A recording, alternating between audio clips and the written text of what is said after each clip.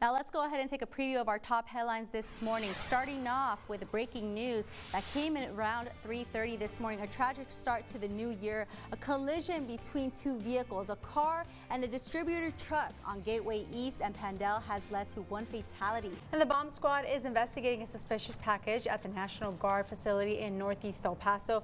According to the El Paso Police Department, the initial report came in around 10:30 this morning. No other information has been made available. Yes, and the police department says they're releasing it to the public to introduce a path towards a safer community. The footage and audio, while edited, is still extremely shocking, and viewer discretion is advised. And the latest hearing in the case against the Walmart shooter happened yesterday at the Enrique Moreno County Courthouse. The hearing tackling allegations by defense lawyers that prosecutors violated Patrick Crucia's constitutional rights. Now, residents who believe they have been victims of deceptive business practices are urged to contact the El Paso County Attorney's Office at the number you see on your screen. All right, to an update now. The man accused of murdering a 16-year-old teen in Far East El Paso allegedly shot her in the back of the head after she tried to steal marijuana from him. As we reported, 16-year-old Jasmine was found dead in an alley between Coyote Trail and Apache Point in East El Paso last month. According to court documents, Adame arranged to meet with Cesar Roa and buy drugs through social media. Investigators say Roa shot Adame after she attempted to steal the drugs instead of buying it.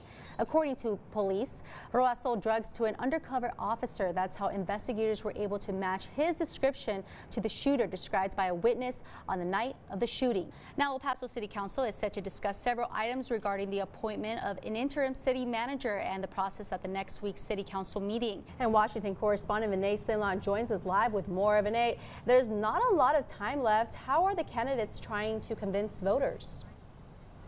And former President Trump once again sparked controversy at a campaign rally over the weekend with comments about a bloodbath if he's not reelected. And the food truck that was stolen over the weekend has now been found. The family who owns Valentina Mexican food truck trailer did not give up. And that was Oriana Botaro reporting. The EPISD board is expected to vote on these closure recommendations in late November. If approved, the changes would take effect in the 2025 to 2026 school year. Welcome back. Fisher-Price has recalled about 366,000 toy dumbbells due to a possible choking hazard. Veterans Day is on Monday, and the Socorro ISD is hosting events across our campuses today to commemorate the day. New this afternoon, Benito Martinez Elementary School held a special breakfast this morning for veterans, active and retired military service members, and their families.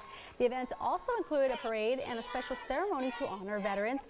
The district also held several other events, such as their annual Veterans Day mixer at El Dorado High School. That event was held on Wednesday.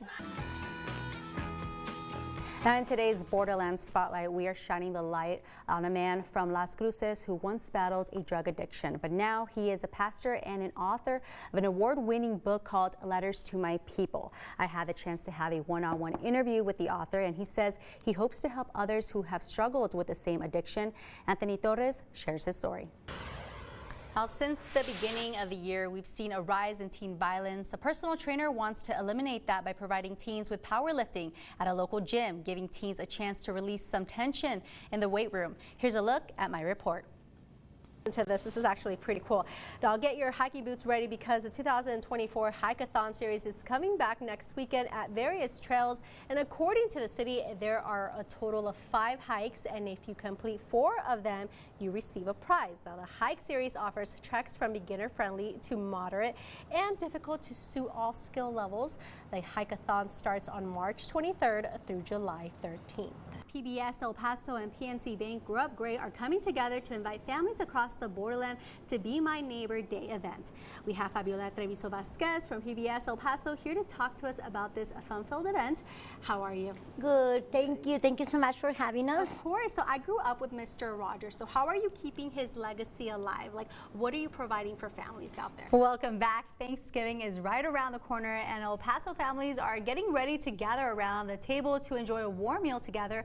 But for those that can't, so local organizations are coming together to help those in need. Cars can enter Scenic Drive at Richmond Avenue on the east side of the mountain and travel westbound on Scenic Drive in a single lane. Yeah, not bad though. I like that. It's one of the things I have not done yet in El Paso is that. I haven't either, and I've been here for 3 years. But you know, the good thing about this, and you can find the story on KTSM.com, you can take canned and non-perishable food items. So for those who want to, they can go ahead and donate and take them to Santa and the elves who are going to be there. They do this every year.